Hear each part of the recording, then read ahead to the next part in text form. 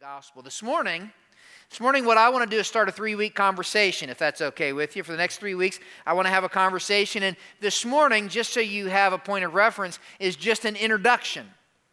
So if you leave here this morning and you think to yourself, wow, feels like we started a conversation, but we didn't finish the conversation, well, quite frankly, you would be right? Because it's an introduction. If you leave this morning and you think, wow, there's some questions that we didn't answer and we didn't get to, you would be right because it's an introduction. So I hope that you'll come back for the next 2 weeks after today and be part of this conversation. Our desire will be to tease this out a little bit further as we have this conversation. You're saying, well, what in the world do you want to have a conversation about? Well, let me tell you, I want to have a conversation about money. Better yet, look here a second. I want to see your face when I say this, right? I want to have a conversation about your money. Is that okay? I want to talk to you for the next 3 weeks about your money. Now, I already know what some of you are thinking.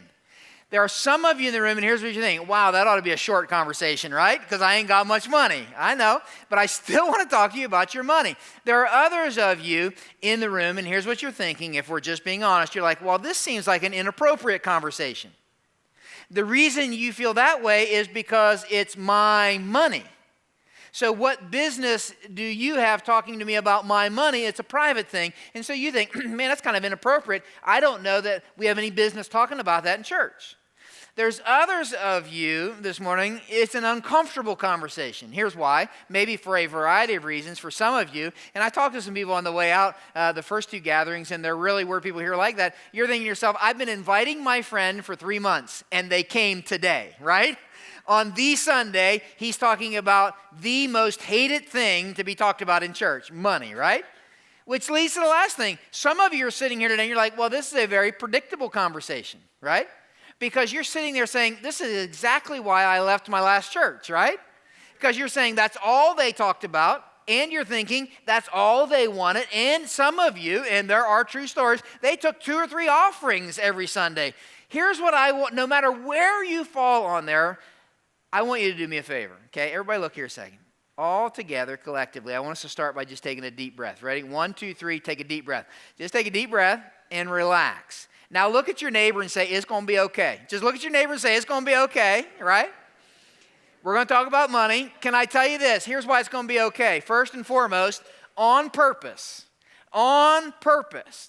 Did I say on purpose? On purpose. We already took the offering. And we ain't going to take another one, okay? So you can just okay, just chill, right? And I can tell you this. It's not all we talk about at Grace Church. If you've come here for any length of time, you know that. But I would tell you this. As the guy who preaches the majority of the times here at this campus, I wonder if I talk about it enough. I really do. I wonder if I talk about it enough. Because we absolutely have to talk about money, and more specifically, I think we got to talk about your money. Now, you might be here and say, why? Why in the world we got to talk about my money? Why do we got to talk about money at all? Because you might be sitting here, and I'm glad, if this is you, I'm glad you're here. You might be saying, I'm not really a church person, right? I'm not a follower of Christ. I wouldn't call myself a Christian. I'm just here checking things out. I'm just here to get my mom off my back. Whatever it might be, you might be like, this is not my gig. Why would I be interested in this? I want to tell you this. If you're not a church person, if you're not a Christ follower, I can tell you that I believe this series is going to be beneficial for you, even if you're not a Christ follower. I think it'll be relevant. I think it'll be important. I think there's some real practical things. Here's why I think it's an important conversation, even if you wouldn't call yourself a church person, even if you wouldn't call yourself a Christian or a Christ follower. Here's why I think it's important. Statistics and studies say this, that you and I, ready? This blew me away. You and I spend 50% of our time thinking about money. That's interesting, isn't it? 50% of our time we think about money. And it makes sense. If you stop and think about it, studies show that the average American, by the time they reach 20 years old, you with me? 20. Raise your hand if you're over 20. I just want to say, yeah, okay. By the time you reach 20, the average American has seen 1 million. I didn't say 1,000. 1 million commercials telling them how to spend their money. Isn't that interesting? There's a lot of people talking to us about our money, isn't there? Right? Not only that, but you can tell what's important to a culture by their language. Here's what I mean by that. You can tell what's important by how many words they have for whatever. So if you studied the Eskimo culture, I was hearing our pastor from Medina share this one time. In the Eskimo culture, they have 150 different words for snow. I mean, it's kind of important to their culture, right? In the American culture, in our culture, there are well over 150 words for money. Isn't that interesting? From making bank to bills, to cash, to credit, to checking, to dead presidents, to moolah, to whatever you want to call it, right? I mean, money is central to our life. It's necessary, right? We need money to live. Now, I'm looking into your eyes, and some of you are thinking this. Some of you are sitting here, and you're saying, wow, I'm a teenager, or I'm a young college student, or I'm a young adult. I don't even make any money yet. Is this going to be an important conversation for me? Here's what I want to tell you. If that's you, you're like a young adult, a teenager, and you're like, I don't even make much money or any money at all. I just get an allowance. Now is exactly the time I want to talk to you. Like, I think the most important time to have this conversation is before you start making money, because sometimes we start making money and we get lost in money, and then we forget to ever have the conversation. I cannot tell you got to trust me on this, I cannot tell you how many people on the way out today who are older said, I wish somebody had talked to me when I was a teenager about money. Some of you are sitting here and you're dating, want to get married, or you're newly married, and I will tell you this. I want to have a conversation with you. You know why? Because money is one of the top 3 things that split marriages up. And so I want to talk to you about a topic that ends up causing people many times to end up in divorce. Some of you are sitting here like, well, I don't know, do I need to be in this conversation? Statistics say this, that 2 out of 3 of us in this room, 2 out of 3 of us barely live paycheck to paycheck. And that many of us, and don't look at each other, many of us are upside down financially. We just can't seem to get ahead. We can't figure it out. We can't seem to get air. Some of you are sitting here and you're on autopilot. You're like, I've heard 11 different sermons on money. Do I need to hear another one? I want to talk to you. You know why? Because the very fact that you're coasting and think you got it all figured out means we need to talk about it. And then there's others of you, and I'm going to say this kindly, I try to find nice ways to say it, you're in the sunset of your life. You know what I mean? I was trying to find a nice way. That means like you're close to the end. That's what that means, all right? And here's what I know, right? I didn't know a nice way to say it, but you're closer to the end than you are to the beginning. That's, I guess, a better way to put it, right? And here's what I know. As important as it is for me to tell my money where to go when I'm living, that's called a budget. It's equally important for me to tell my money where to go when I die. And a lot of times we don't think about that. Isn't that interesting? You see, this is going to be important 3 weeks, not just the conversation we have in here, but if you read your program and you heard Ashley, you'll know that we're offering workshops along with this sermon series. I hope you'll take advantage of that. Those workshops, if you look at your program, are kind of very important, and they are very relevant. One of them is simply named How to Make It on What You Make. That seems like a real pragmatic one, doesn't it? How in the world do I make it financially on what I bring home? And so we're going to talk about that. Another one's called Investing Wisely. How do I make sure I don't make foolish investments with my money? And then the third one is Leaving with Instructions. A lot of times we don't think about how to tell our money what it is that we hope happens when we die. We want it to reflect our values. We want it to reflect what's important to us. We're going to offer these. Important no matter if you call yourself a Christ follower or not. But listen, look here a second. A lot of you in this room would say, I'm a Christian. I'm a Christ follower. You ready? And if that's you, if you're a Christ follower, you're like, I'm a Christian, then this series is not only beneficial and relevant, it is absolutely vital. And you cannot, ready? I'm going to say it strongly. You cannot be a follower of Christ and ignore what we're going to talk about these 3 weeks. I'm going to say it again. You cannot be a follower of Christ and ignore what we're going to talk about these next 3 weeks. You're saying, Dan, why do you say that? 2 reasons. First is this. First reason you can't ignore it is because Jesus has a lot to say to me about my money. Did you know that? Over 2,000 verses in the Bible. In fact, Jesus talks more about your finances, money, and possessions than he does heaven and hell put together. Jesus told 40 stories. Some of you know this, called parables, around 40. 11 of them have to do with finances, money, possessions. Isn't that interesting? About 1/4 of the little stories called parables that Jesus told were about money. In fact, the book you have open in your lap, the book of Luke, about 1 out of 7 of the verses in proportion in that book have to deal with money, possessions, finances. Jesus has, you cannot, the one that you say you follow, if you're a Christ follower, the one that you say you follow has a lot to say about your money. And he wants to say it to you. But not only that, there's something else you need to know. Not only because Jesus has a lot to say to me about my money, but my money has a lot to say to me about me. Now that's kind of a weird way to put it, but your money's speaking. Your money is saying something this morning, and we're going to get to that in a second. Your money is screaming something this morning, I would dare say. Your money is saying something. In fact, if you read the Bible, here's what I would say. Your money is one of the most reliable voices for the condition of your heart. Did you know that? Your money is one of the most reliable sources and voices to listen to when it comes to the condition of your heart. And every last one of us in this room, whether you just get an allowance from mom and dad, or whether you're worried about your retirement and where all that's going and coming from, every last one of us, no matter how much money we have, our money is saying something, and it's saying something to me, and it's saying something to me about me. So in this series, I want to lean into Jesus and say, okay, Jesus, what do you have to say about money? And then I want to lean a little bit into our money and say, I wonder what my money's saying to me about me. And I'm going to spend all 3 weeks in Luke,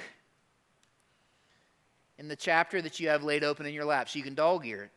You can kind of put a bookmark in there because we're going to spend 3 weeks together, one chapter of the Bible. Let's get a little context. You with me? Luke chapter 12. I want today for you to know the story. We'll tease it out. Verse 1. Try to put yourself there. Here's what it says. Meanwhile, when a crowd of many thousands had gathered, there's lots of people there. In fact, there's so many, look what it says next. They were trampling on one another. Jesus began to speak first to his disciples. Now, let's make an observation. Jesus has got thousands and thousands of people surrounding him, listening in as he's teaching his disciples. In fact, there are so many, they're kind of stepping on each other. In verses 1 through 12, Jesus is teaching his disciples, and I'll give you the condensed version. He looks at them and he says, I want you to be aware of those religious leaders because they're trying to sell you an empty religion. He calls it the leaven. He says, be careful. They're selling you some dangerous stuff. Their religion is dangerous. It's hollow. It's empty. In fact, it might cause them at some point to turn on you. Be aware of it. Don't be afraid of it, because if they turn on you, the Spirit of God will give you and protect you and will give you what to say in the moment you got to defend your faith in me. So Jesus is like, here's the picture. He's like teaching his disciples, these thousands of people are listening, and he's like just pouring his heart out. He's sharing with them. He's just giving. He said, this is so important. I want you to be aware, but don't be afraid. And I want you to have confidence and bam, all that. And in the middle of that, after he pours his heart out, right? I mean, he just pours his guts out for his disciples. Check out verse 13. Someone, we don't know his name, no indication he's ever met Jesus before or that Jesus ever met him. Someone in the crowd of thousands, crowd stepping on each other, says to Jesus, Teacher, tell my brother to divide the inheritance with me. Now, look here a second.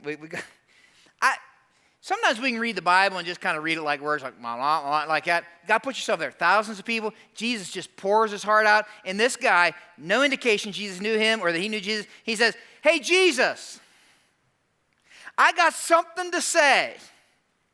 I got something I need you to do. And what this guy says and what he wants Jesus to do, ready, has absolutely nothing to do with what Jesus was talking about. I mean, he just kind of busts on the scene and says, hey, Jesus, I want you to tell my brother to give me my half of the inheritance. Like, probably, this is a younger brother. Raise your hand if you're a younger brother in the room. Anybody got older brothers? Not many of you. I'm a younger brother, right? And so dad died, and the older brother's in charge, and he's not sharing with the younger brother his half of the inheritance. And so this guy, wouldn't have been unusual, comes to Jesus as a rabbi, wouldn't have been unusual to come to a rabbi and says, I need you to settle this. He's like, Jesus, I want you to tell my brother to give me my half of the inheritance. And here's what I find interesting. You ready? I find interesting that when this guy approaches Jesus, you ready?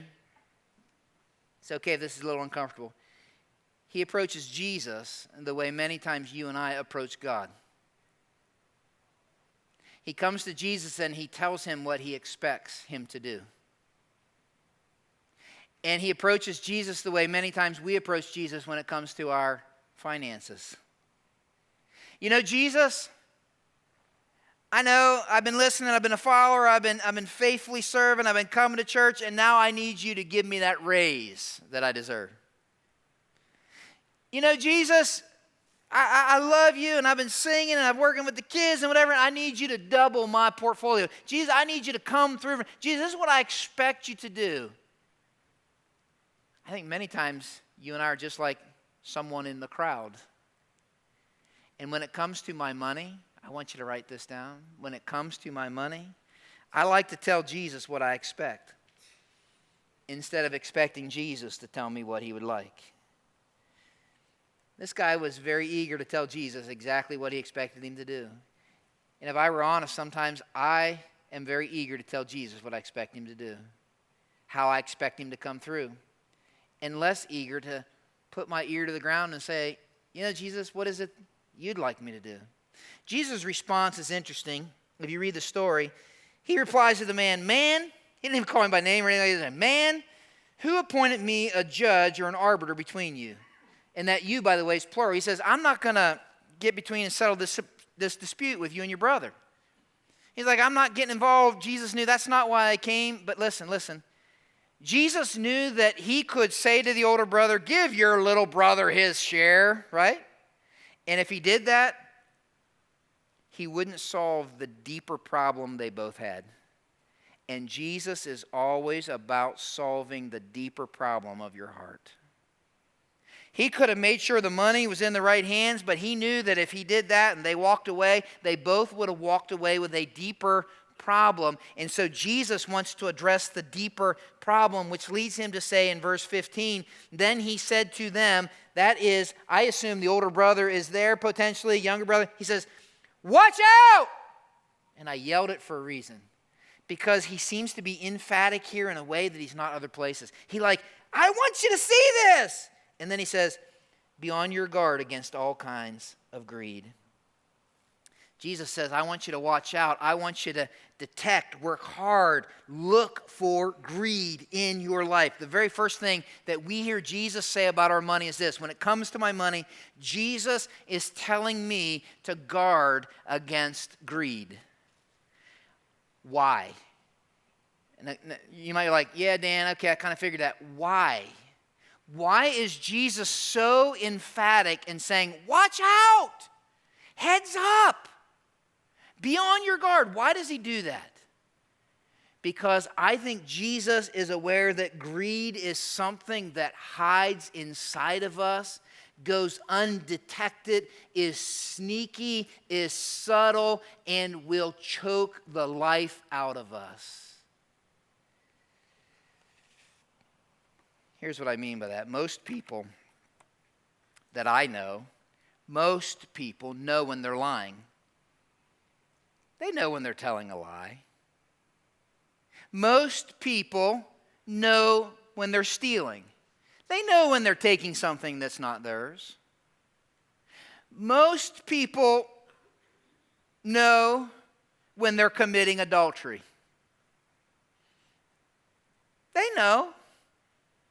Most people don't need anybody to tell them when they're murdering somebody.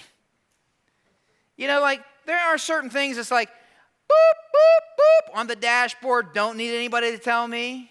But most people live their entire lives infected with greed and have no idea. And it literally chokes the life. And so Jesus says, I want you to guard against it. It reminds me of my parents. I've shared this before, but I was thinking about it this week when Jesus was saying this. My mom, if you don't know, this is a walking miracle. In many ways, she's a walking miracle. She's a liver transplant survivor.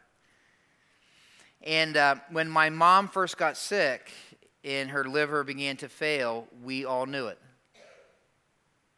The reason we knew it was she was vomiting, she was losing blood, and when we were at the house, she didn't know who we were. I remember walking in the house, she had no idea who I was.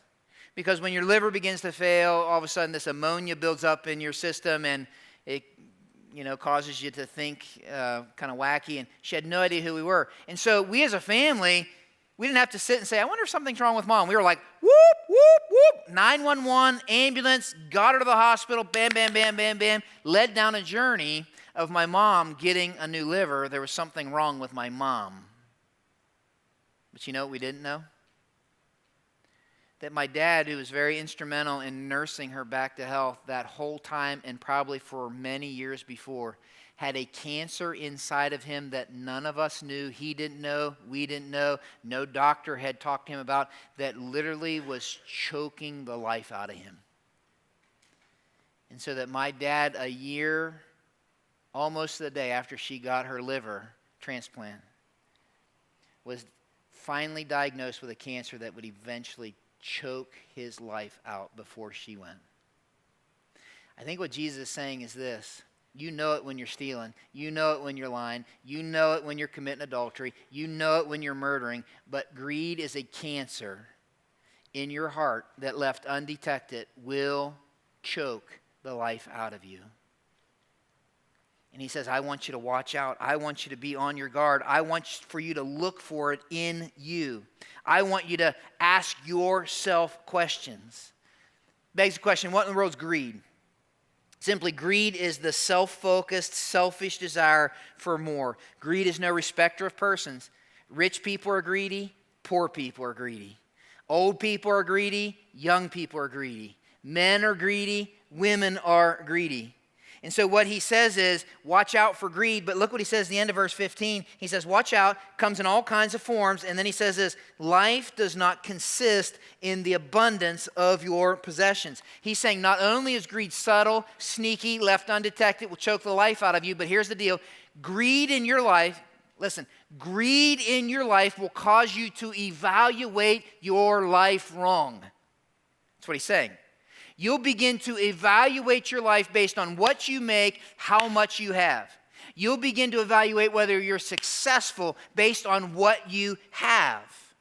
Basically, he's saying greed causes me to measure my worth by my wallet. Greed causes me to take security in my stuff. Greed causes me to be arrogant about my assets. Greed causes me to be discontent with what I have. Greed causes me to buy things I can't afford to impress people I don't even like. Greed causes me to roll into a prison of debt today that will steal my freedom tomorrow. And greed will cause me to measure my life by what I have and judge everybody else by what they have or don't have. And so Jesus says, watch out for greed, and then he tells a story, and I want you to see the story. Verse 16. So he told him this parable. By the way, you're like, what in the world is a parable? It's just a little story with a really big idea. Jesus told him all the time, right?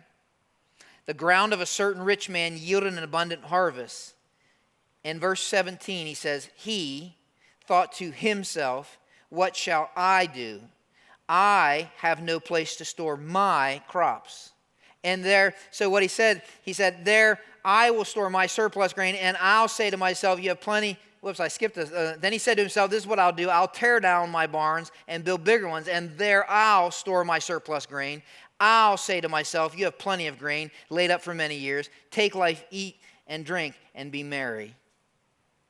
Jesus tells a story, and he begins the story to say there's a rich guy, and he has this abundant harvest, and so he has these barns, and he's like, man, where am I going to put all this stuff? And so he begins to have a conversation with himself, and he says, I know what I'll do. I'll just build bigger barns, I'll build more stuff, and I'll keep storing all this abundance. And in the middle of this story, I think we get the secret as to why Jesus says, I want you to be on your guard against greed. And I think the secret's found in the story. Look back at your Bibles. If you write in your Bibles, I would encourage you to do this.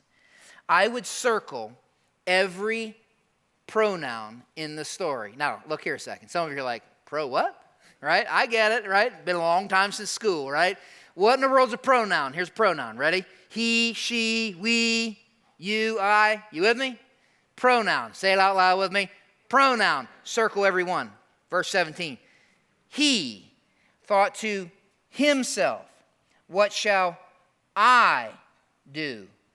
I have no place to store my crops, and there I will store my surplus grain.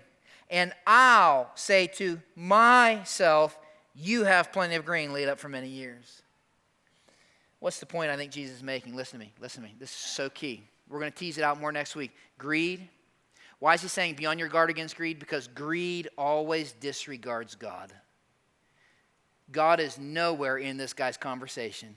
Nowhere does this guy say, wow, God gave me an incredible harvest. Wow, I wonder what God wants me to do this. Nowhere is God in the equation.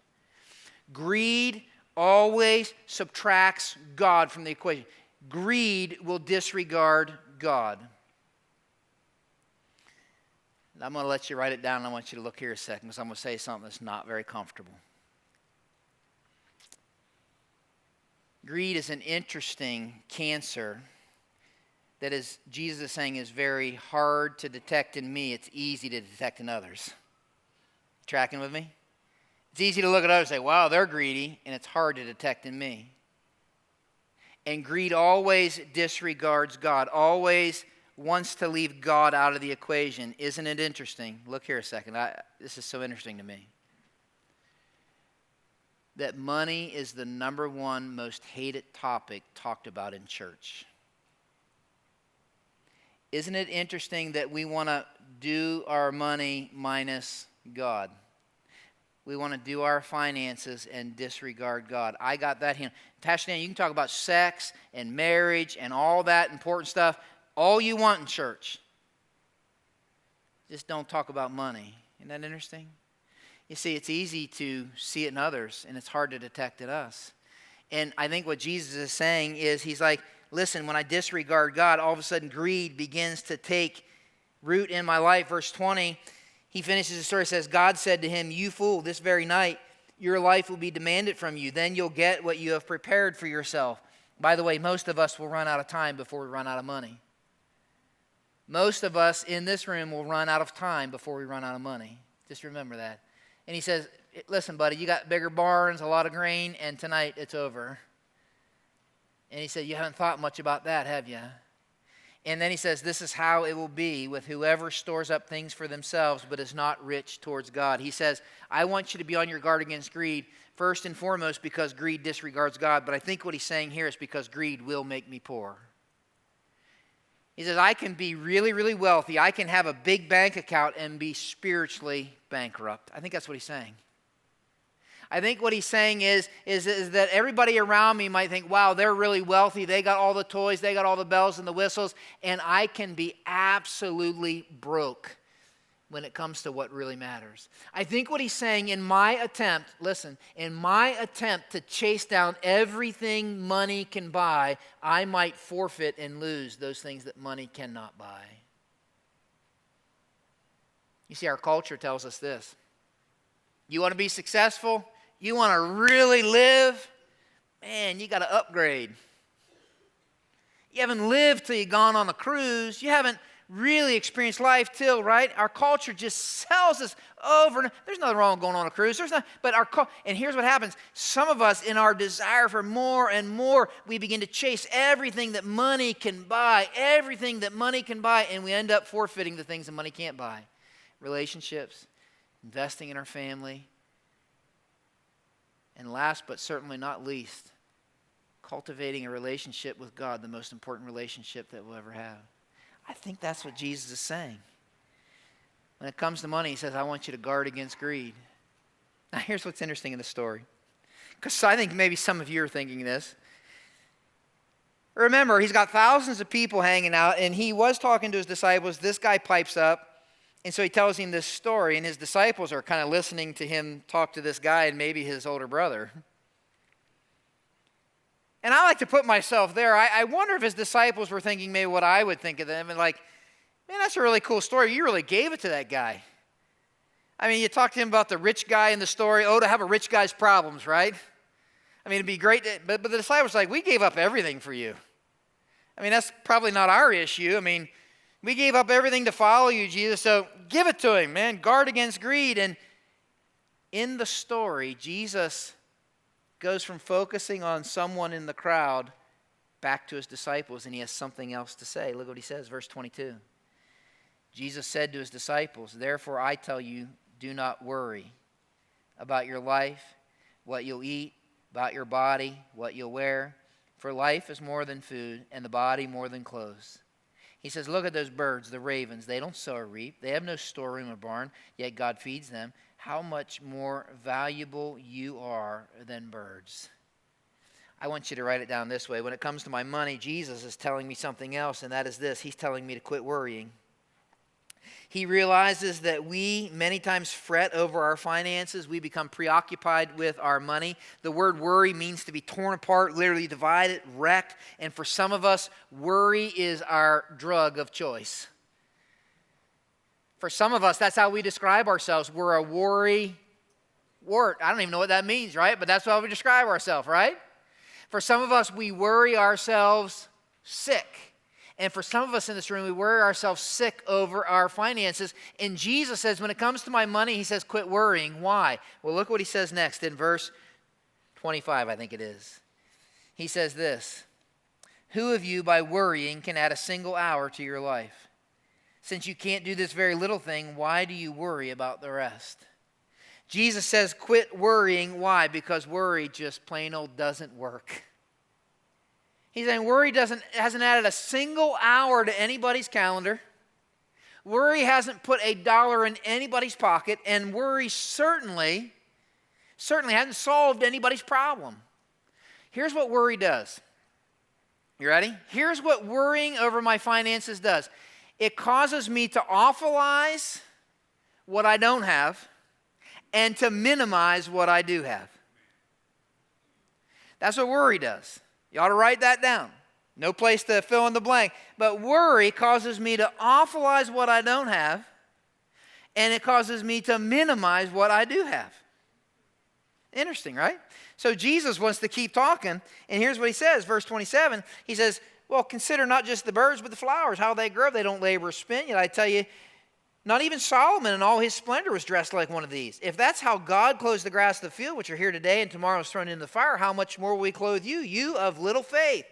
And then he says, verse 29, if you're following in your Bibles, he says, and do not set your heart. I would circle those three words. Set your heart. Set your heart on what you'll eat or drink. Don't worry about it, because what you worry about, you're going to chase. Look what he says, verse 30. For the pagan world runs after all these things, and your Father knows that you need them. Basically, what he says is when I worry, I set my heart on the wrong things. And when I set my heart, like Aiden said earlier, on the wrong things, I begin to chase what I set my heart on and what I become aware of. I don't know if this is the experience that any of you have ever had or not, but it sure is one that I've had. Before we moved here 8 years ago, August, by the way, we started here. We lived in Columbia City, Indiana. Before we lived in Columbia City, Indiana, my wife and I were the proud owners of a mobile home. A very, very tiny mobile home in the middle of, and I don't know a nice way to put this, but a very, very, very, very run-down trailer park. I mean, it was very run-down. When we moved from that trailer park to Columbia City, we bought the only, no exaggeration, the only home in Columbia City we could afford. It was barely 900 square feet. And that is where we basically raised our kids, in a little under 900 square feet home in Columbia City. I can tell you this, that when my wife and I moved in there, I can remember to this day us walking around that home and saying to each other, I can't believe that we get to live in such a huge house. That's what we said. I mean, we would literally go to bed at night and be like, wow, all this space. I mean, we were blown away. Our kids didn't know any better, man. They grew up in that home, and that's what they remember. They have great memories about that home, and that was our place. And we were like, wow, I can't believe. We were so grateful. But I remember something began to change in me. Because about 7 years into, we planted a church, and it began to see lots of people, make acquaintances with lots of people. And I was a lot younger then. And it felt like every time somebody went to move from their little home into a bigger home, they would call me and say, would you help us move? And I remember I would go to their old home, which was their little home, which was bigger than my home. And I would begin to cart out everything they have, and then I would begin to put it in their really big home. And you know what began to happen in me? I know I'm not alone. I began to drive home to my 900 square foot home, and all of a sudden, it didn't look as big to me. And all of a sudden, I wasn't near as grateful for it. Because all of a sudden, I began to worry that these people who were younger than me were getting ahead of me financially, and maybe something was wrong, and maybe I need to set my heart on this, and maybe I need to start chasing this. You see, I think the point is this, is that whatever I set my heart on is what I'll chase. And when I begin to worry over my finances, listen, you ought to write this down. Worry will replace my worship. Worry will replace my worship. And I think what Jesus is saying is I begin to chase what everybody, even people who don't even claim to be followers of Christ, begin to chase, which leads him to say, verse 31, but you followers of Christ, you my disciples, seek his kingdom, and these things will be given to you as well. He's saying when I place last things first, I'll chase the wrong things. He's saying when I place last things first, I'll chase the wrong things. And he's saying if I chase last things, you with me? Last things first, what will happen in my finances, I'll get upside down in my finances. And the only way for me to get right side up in my finances is for me to look at my finances upside down from the way most people look at their finances. That's what he's saying. It's interesting. You see, worry will replace your worship. Greed disregards God. And look what he says, and this is where we end, and we'll pick up next week. So don't be afraid, he says, little flock. Your Father's been pleased to give you the kingdom. It's a powerful statement. He said, you can sell your possessions. You can be free to give to the poor. Some of us aren't free to give to people. You know why? Because we're so locked up in debt. We want to be generous. We're not free to give. Provide purses for yourselves that won't wear out, a treasure in heaven that will never fail, where no thief comes near, no moth destroys. Verse 34. For where your treasure is, there your heart will be also. What's he saying? I want you to write it this way. When it comes to my money, it always tells me where my heart is. Always. When my kiddos were growing up in that 900 square foot home, one of my kids is sitting in this service. If you know him, you can ask him. Our favorite game, their favorite game, was Monster. And you're looking at me like, what in the world's Monster? I'll tell you how to play Monster. It's fun. They were just little, and so they kind of stayed together because Monster's best played in the dark. And so in our 900 square foot home, we'd turn the lights off, and here's what would happen. I'd give them about 30 seconds to go hide. And when you're little, you're going to hide together. And then all of a sudden, once they were hidden, and there weren't many places to hide in that 900 square foot home, I'd go find them because I was the monster. My wife just endured this, man. She's a saint, right? But I'd go find them, and then I would look for them, and when I found them, I'd go, bah, like that. And they'd go, oh, and they would run down the hall, and they'd find another hiding place, right? We'd do that for hours. Try it today. You know, it doesn't matter how old your kids are. Try it, right? It's fun. I don't know what you're laughing at, but my kids are bright kids now, but back then, they didn't put something together. And that was this. I don't know. They just weren't getting it. It never dawned on them, for some reason, that their voices were connected to their bodies. I mean, I can remember in the dark looking at my wife like, where's the challenge, right? I mean, they're like in this little closet together like, oh, la, la, no, stop doing that. Don't touch me, right? Did you just do that? You know, all that kind of stuff. And I'm like, oh, my word, you know? Because when I really wanted to find them, you know what I would do? I just listened for their voice. And as soon as I went where their voice was, I'd open the door, and you know what I'd find? I'd find their little bodies with their little scared faces. And I would just do that for hours on end. You know what Jesus is saying? He's saying if you want to really find your heart, don't check off, I'm a regular church attender. Don't check off, I got 42:11 different verses memorized. Don't check off all the good things on your resume. You know what he's saying? This is not me. I'm not making this up. He's saying you really want to find out, and I hope you do, you really want to find out where your heart's at? Chase the voice of your money. Listen to your money. Where's your money going? It'll always take you to your heart. Always. That's what he's saying. What you treasure is what you finance. That's what he's saying. And here's what Jesus knows. Ready?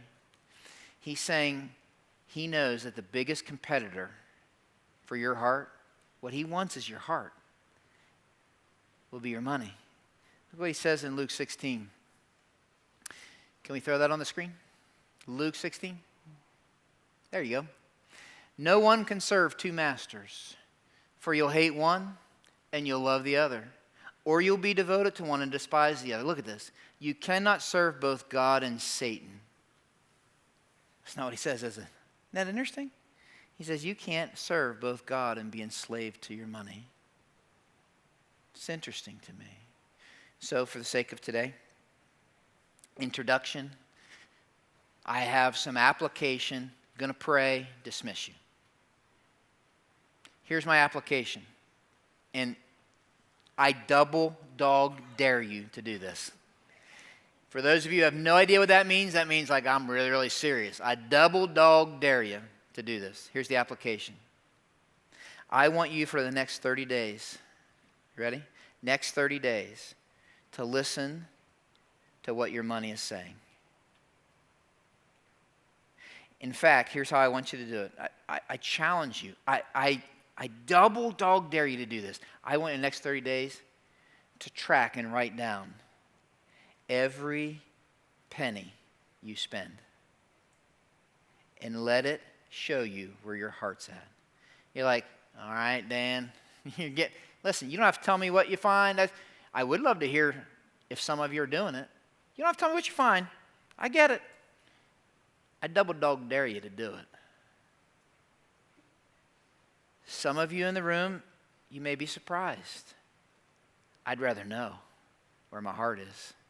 Some of you have been going to church a long time, and everybody around is like, man, they're like really, really spiritual, and they're the, and listen, and you might do this the next 30 days and be like, I'd rather know. I wish my daddy had known when they could have cured him. I'd rather know. I double dog dare you next 30 days. You might be saying, I don't know how to do all that fancy Excel spreadsheet. Well, then forget that. Don't do it that way. Get a yellow pad of paper and write down every cent you spend next 30 days. The Gregory home's going to do that. I'm going to do it too. I want to know where my heart is. Second, will you come back next 2 weeks? Jesus has some really big things to say. Third, take advantage of these workshops. Go to all three, pick one that matters, whatever, take advantage. 4, grab a devotional on your way out today. Track with us Monday through Friday, not just here on Sunday. See what God has to say about your money. It matters. Jesus has a lot to say, and your money has a lot to say to you about you. So God, thanks for conversation that is important and giving us some insight. Thank you that you're not silent on this, and help us to be good hearers of the word. I absolutely love the fact that I get to be a part of this group of people. Thank you for them. And God, I pray that we would all be challenged and not the same because of this journey that we're on. And God, where we need to make adjustments, just show us. And God, wherever the voice of our money leads us these next 30 days, I pray that we would be honest and evaluate. And God, whatever is replacing our worship, I pray that we would eliminate. We love you. We know that you love us because you have been so radically generous. You spared no expense to give us what we could never afford on our own, the gift of salvation. We pray this in Jesus' name. Amen. Can't wait to see you.